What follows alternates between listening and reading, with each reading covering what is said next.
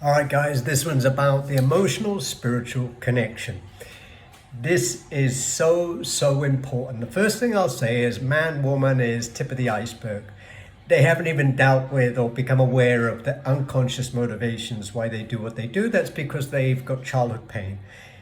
It's very rare not to have childhood trauma. And what happens is we bury it because we need to survive. And as an adult, we go, yeah, I remember my childhood. We have a mental connection to it, but the pain is very far buried.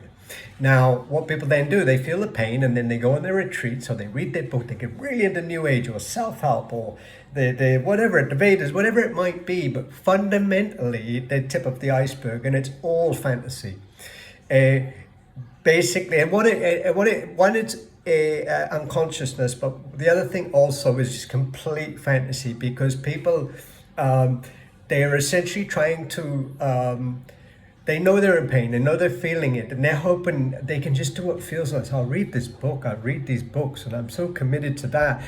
The bottom line is that it's Brussels sprouts, mate. Dealing with that childhood pain is the most painful thing. You will cry a river with good psychotherapy or long-term body work. I'm very careful with the body work because, again, you can attract a counselor or body work practitioner that really tells you what you want to hear but not what you need to hear. They may not be aware of your deep down damage and pain and trauma.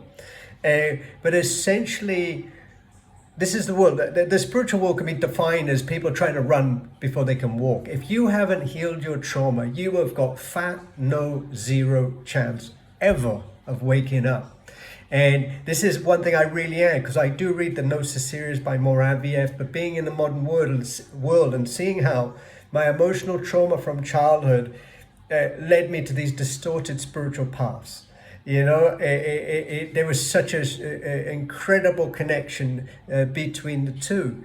And the bizarre thing about what I'm saying is that unless you've gone beyond the tip of the iceberg, so I'm talking about something most people could never grasp anyway, but I just feel I need to share it anyway. But unless you've gone beyond the tip of the iceberg, it's all illusion. And then you'll go in circles. The thing is, if you really are one of the child of the divine parent, you'll ultimately realize all your loops. Whether in this life or the next, you will realize that these are all loops. You've got to grow up a bit and get back to basics and get humble and realize you have got to heal that pain. And that means facing it. And man, I did psychotherapy. I cried me a river for 1.5 years, but that set the groundwork that I could enter into a genuine Gnosis spiritual path. Hope it helps.